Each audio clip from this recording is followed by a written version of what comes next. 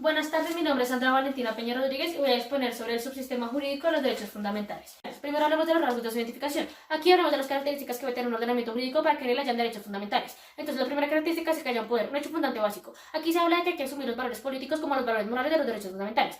La segunda, la norma básica formal y material de identificación de las normas. Aquí nos señalan los criterios de validez de las normas dentro del ordenamiento. Entonces, ¿qué hace esta norma básica? Lo que hace es mostrarnos la meta o el objeto del ordenamiento jurídico y luego esto desembocarlo al resto de normas. Esto quiere decir que las normas están subordinadas a esta norma base.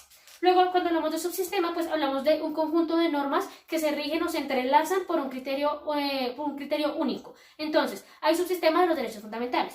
Ese subsistema es como el más importante dentro del orden jerárquico del ordenamiento jurídico porque influye en todos y cada una de las normas y de los ordenamientos jurídicos. El siguiente tema es el puesto de los derechos fundamentales en el ordenamiento. Entonces, hablamos de que estos derechos históricamente han sido norma básica material identificadora de los ordenamientos liberales. Pero hoy es más adecuado señalar, por ejemplo, que los valores superiores son norma básica material y a veces formal, y que los derechos fundamentales son derivados de estos valores. Cuando unimos estas dos teorías podemos constatar de que la norma básica formal y material ocupa un lugar muy importante en la Constitución, ya que identifica las normas en un Estado de Derecho. También hablamos de que los derechos fundamentales son inseparables de una idea material de la Constitución, pero sí lo son de una Constitución en sentido formal. Cuando hablamos de los valores superiores, hablamos de que los derechos fundamentales no son los únicos que se derivan de este, sino que estos también crean otro tipo de normas, como los principios de organización que orientan y regulan a los poderes del Estado, o los principios de interpretación que son la producción y aplicación de las normas en casos en los que no hay normas concretas. De todo esto podemos concluir que los derechos fundamentales entonces son la prolongación de los valores superiores de organización y de la interpretación. También, cuando hablamos de los derechos fundamentales, estos tienen dos funciones: la función de prolongación de la norma básica y la función de la atribución a los sujetos de derecho. El último tema que les voy a hablar es del tipo de unidad sistemática que suponen estos derechos fundamentales. Entonces, cuando hablamos de estos derechos fundamentales, decimos que son un conjunto de normas entrelazadas derivadas de una misma norma básica. Estos derechos fundamentales realizan valores morales asumidos por el poder como hechos fundantes. Esto como tal es la unidad integrada de los derechos en un subsistema.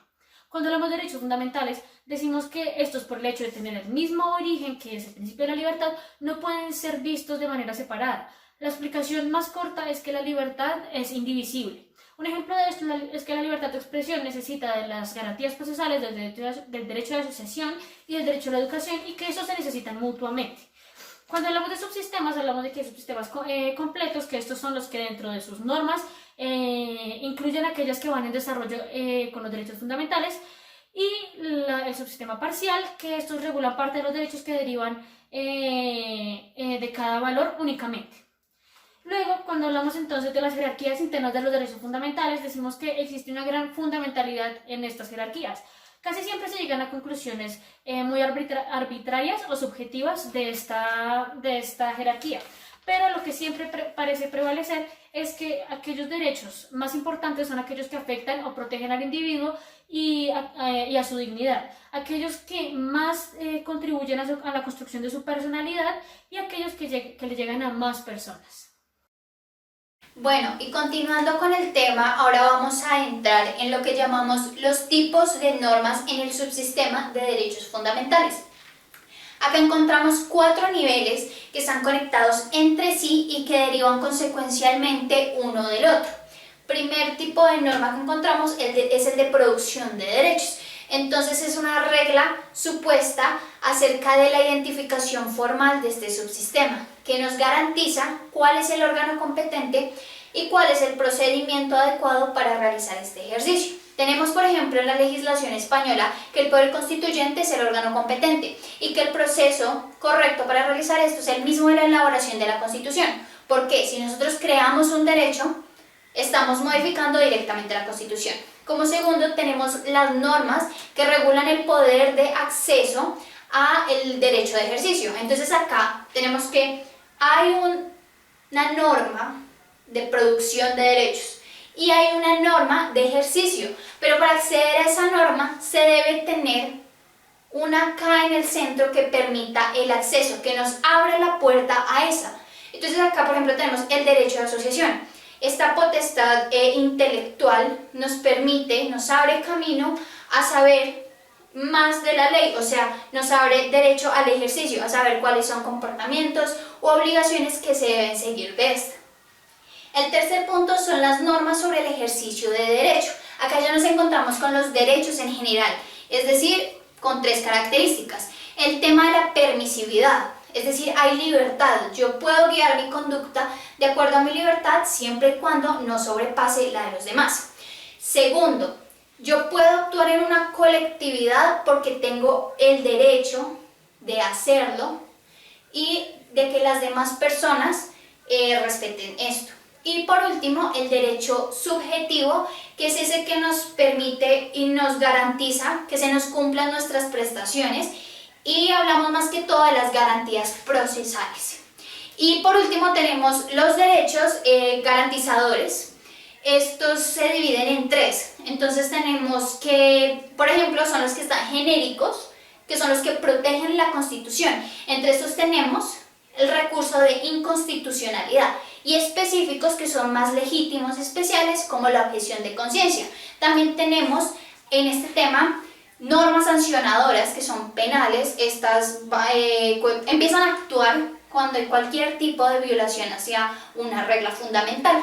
Y por último tenemos esas normas que regulan el ejercicio, que serían herramientas que permiten que nosotros protejamos nuestros derechos, como por ejemplo a partir del defensor del pueblo. Por otro lado tenemos un tema sumamente importante, que es la realidad y los derechos. Como nosotros sabemos, muchas veces nuestro ordenamiento jurídico está compuesto de la realidad social, pero acá abarcamos unos problemas. Las reglas no cubren la totalidad de los sucesos diarios que pasan en una comunidad, y asimismo muchas veces estos sucesos chocan con el propio reglamento.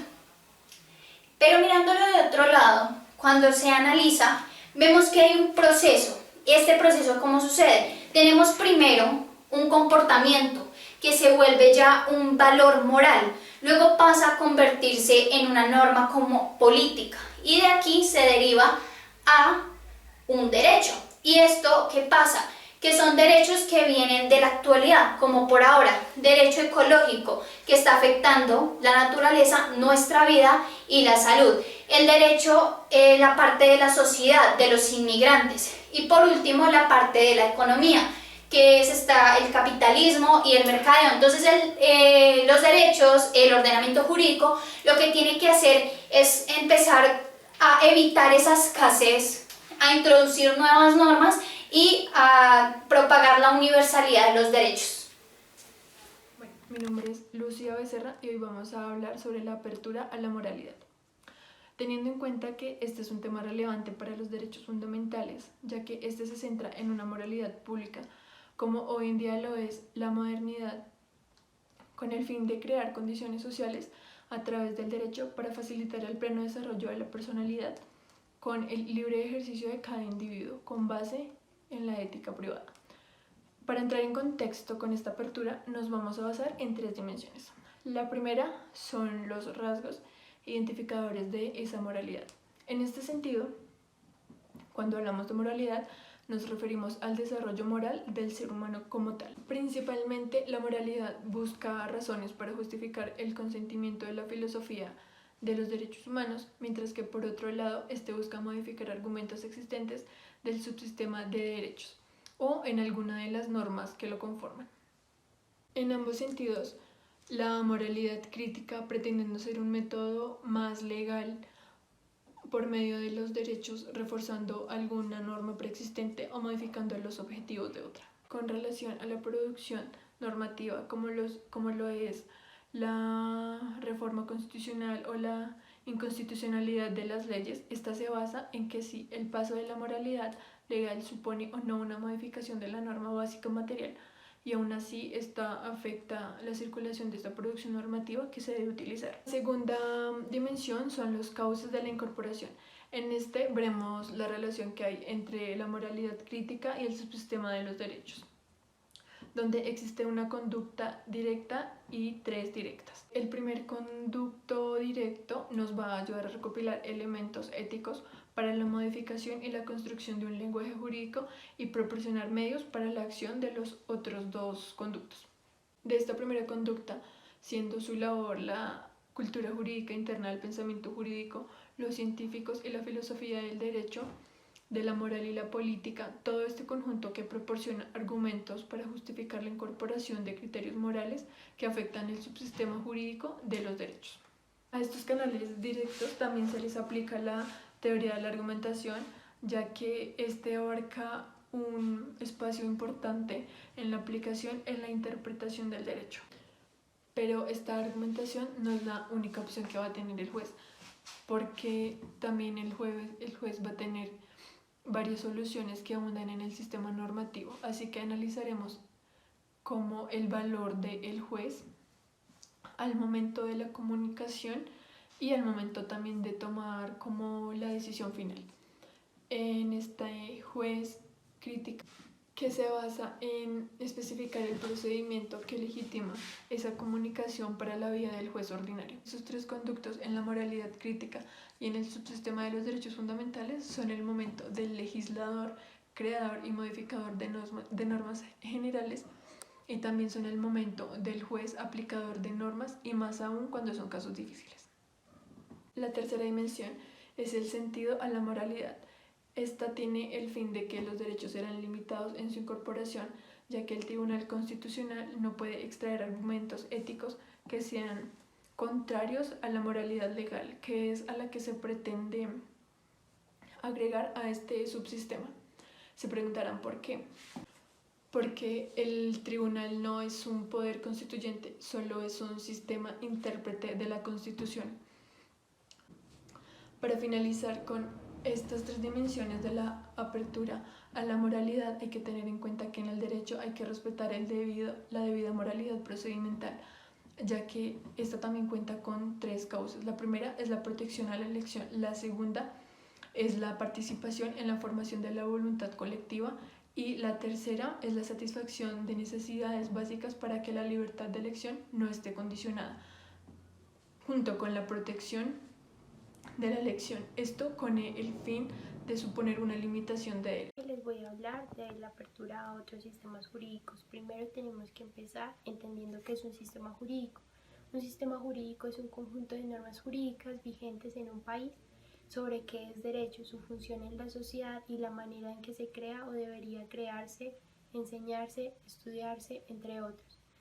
Empezamos la lectura hablando de un sistema constitucional español, en el cual encontramos en el artículo 10, el cual nos habla sobre la apertura al ordenamiento internacional y en efecto a las normas relacionadas con derechos fundamentales y con libertades que se interpretan en conformidad con la Declaración de los Derechos Humanos, los tratados y acuerdos internacionales sobre la misma materia. El punto de vista de la Constitución de 1978 se sitúa en un intento de superar la polémica monismo-dualismo entre las relaciones entre derecho internacional versus el derecho estatal, frente al realismo de los defensores de la superioridad del derecho del Estado y frente a un idealismo monista como es el de Kelsen. Se ha sostenido en base a lo establecido en el artículo 96 de la Constitución que al incorporarse al derecho interno a los tratados internacionales válidamente celebrados por España, el artículo 10 podría perder sentido. Sin embargo, esto no es así, puesto que desde un punto de vista material el artículo 10, al ordenar que se realice la interpretación de las normas, los derechos de conformidad con tratados y acuerdos internacionales, vamos a seguir hablando sobre las funciones de los derechos. Si los derechos no pueden ser entendidos por su comunicación con la moralidad y la realidad social, tampoco pueden analizarse sin referencia a las funciones que realizan. Con toda nuestra forma de entender los derechos fundamentales, podemos señalar dos funciones importantes, como en esta lo es el sentido objetivo y el sentido subjetivo. En el sentido objetivo encontramos que se ve como un subsistema dentro del ordenamiento, que es una prolongación de la norma básica material y la identificación de normas. Y desde un punto de vista subjetivo, los derechos fundamentales recogen normas positivas, pretensiones morales justificadas de los individuos, de los grupos en forma de derechos subjetivos, libertades, potestades, entre otros. Ahora pasamos a los derechos fundamentales como norma básica. de identificación de normas. La función de los derechos en este caso se vincula al contenido posible y a los límites del resto de las normas del ordenamiento y se sitúan en el ámbito de la interpretación, producción y aplicación de estas. El Tribunal Constitucional Español en esta misma línea identificará esta función en varias sentencias, entre ellas en la 2181 del 15 de junio y en la 2581 del 14 de julio. En la primera de dichas sentencias se afirma que los derechos fundamentales responden a un sistema de valores y principios de alcance universal que subyacen de la Declaración Universal de los diversos convenios internacionales sobre derechos humanos ratificados por España y que asumidos como decisión constitucional básica han de informar todo nuestro ordenamiento jurídico.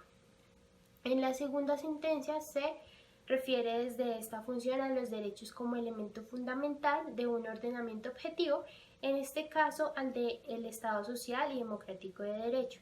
Esta función de los derechos como parte de la norma básica material plantea diversos e importantes problemas con respecto a, número 1, los valores superiores del artículo 1 con los principios de organización y interpretación como ellos derivan de los valores, los derechos fundamentales, bueno, entre otros. Cuando hablamos de valores y principios del sistema nos referimos a unas normas que por su carácter más abstracto y general unifican e identifican en el sistema y en el conjunto de subsistemas que los conforman a las restantes normas que cumplen funciones más específicas, más parciales. Y bueno, esta es una función de la norma básica material de la identificación de normas. Pasamos como número 2 a las normas principales, que son modelos abiertos más abstractos y formados por preceptos jurídicos indeterminados. Como tercero tenemos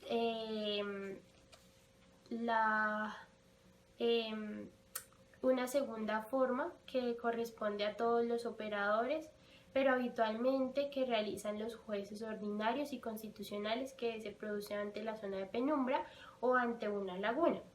Aquí ya estamos ante una argumentación jurídica basada en la norma básica material, que es la base normativa y la cual sirve para clarificar una laguna o una zona de penumbra, o para precisar la textura abierta del lenguaje jurídico. Y por último tenemos finalmente para destacar que en el sentido de los derechos se ve en el sentido de los derechos como una rama básica material, como una norma básica material de identificación de normas que es principalmente procedimental, es decir, que no presenta contenidos normativos obligatorios, los cuales supongan un intento de orientar o suplir a la iniciativa individual para la libre elección de planes de vida. En el tercer título, en la segunda parte de la lección novena, Peces Barba nos habla de los derechos fundamentales como derechos subjetivos, potestades, libertades e inmunidades. La segunda función que van a tener los derechos, que es la que expone en este título, va a ser la función subjetiva, que hace referencia a la posibilidad de la independencia moral que tienen los individuos frente a sus derechos.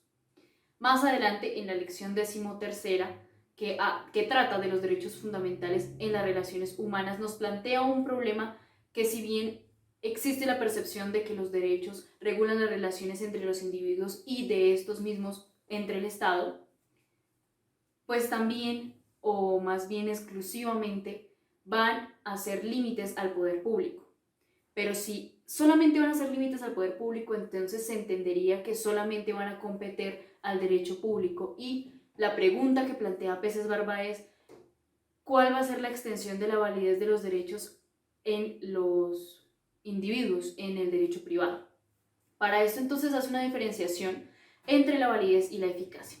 Bien, la validez en este caso es la extensión que va a tener en el ordenamiento jurídico para el derecho privado estos derechos, y la eficacia va a ser todos los procesos o todos los recursos que van a tener los individuos, los particulares, para que sus derechos se lleven a cabo. Entonces, Peces Barba empieza contándonos unos antecedentes históricos en los que inicialmente existen unos derechos naturales sin poder alguno, en un estado de naturaleza completamente. Entonces, si no había poder alguno, ¿por qué va a competir solamente al derecho público el límite del poder otorgado por los derechos? Así las cosas, Peces Barba trae a colación dos ejemplos. Uno, el de la Declaración de Independencia de los Estados Unidos del 4 de julio de 1776, en el que reza así: los derechos otorgados por Dios van a ser la libertad, la vida y la búsqueda de la felicidad, y el Estado lo único objetivo que va a tener es llevarlos a cabo. Así también en la Declaración Francesa de 1789 dicen que el Estado va a tener como fin que se materialicen esos derechos y protegerlos además, y estos derechos van a ser la libertad, la vida, la propiedad, la seguridad y la resistencia a una opresión. Así también entonces nos habla de Benjamin Constant, que define libertad también como esa garantía que nos van a dar los poderes públicos de esos goces, de esos derechos. Entonces, continúa hablándonos también de que finalmente el derecho privado va a venir siendo lo mismo que el derecho natural, y que el derecho privado va a ser, de acuerdo con Domat, una ley inmutable, una ley que nació con nosotros y que por tal motivo no se va a poder cambiar, mientras que el derecho público va a ser una ley arbitraria que pues puede ser bien reformada o cambiada mediante los criterios que se hayan establecido. Entonces, la autonomía de la voluntad se formalizará en el sistema de facultades, que bien entonces corresponde la autonomía de la voluntad a los derechos privados, al derecho natural, y el sistema de facultades al derecho público. Así entonces nos va a expresar, nos va a exponer las razones doctrinales para sostener la validez de las normas en las relaciones entre los particulares. La primera: el Estado no es el único que puede vulnerar nuestros derechos. Se ha expresado en las estadísticas penales, en las estadísticas del delito, que son los mismos particulares los que van a ir perjudicando los derechos de los otros. Segundo, no va a tener como única función la de limitar los poderes del Estado, ya que esto es una visión positivista estatalista y las cosas hoy en día han cambiado debido a las diferentes asociaciones políticas y a los diferentes tipos de asociación que se han venido dando.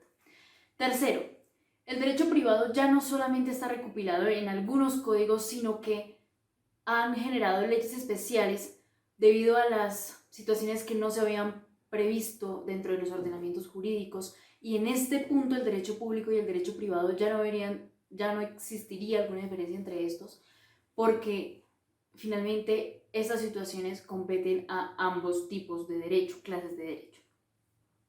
Y cuarto, como ya habíamos visto, hay dos funciones, una subjetiva y una objetiva, que van a tener los derechos. La subjetiva, que es la independencia moral, y la objetiva, que va a ser una norma básica fundamental, que según Hart, pues está referida para los legisladores y los jueces, pero no es así, porque por ejemplo, el contrato es una ley para las partes. Uno de los argumentos doctrinales es la limitación de la validez del derecho en el ámbito público. En esta parte, el autor nos muestra dos interpretaciones equívocas. La primera es dada al deber consecutivo y la segunda son ejemplos claros donde hay una validez casi ineficaz. Caso es en la libertad de expresión por parte de periodistas, cuando no se tiene la autonomía de la voluntad en un testamento, cuando se intenta impedir un sindicato, y por último es en las acreencias. El último argumento doctrinal nos habla de un doble deber. El autor nos muestra el caso particular y concreto de lo que fue Francia en 1833 y España en la actualidad. Todo el Estado tiene el deber antes y después de reconocer el derecho de asociación. Todos los ciudadanos tienen su garantía de hacer el derecho de asociarse libremente.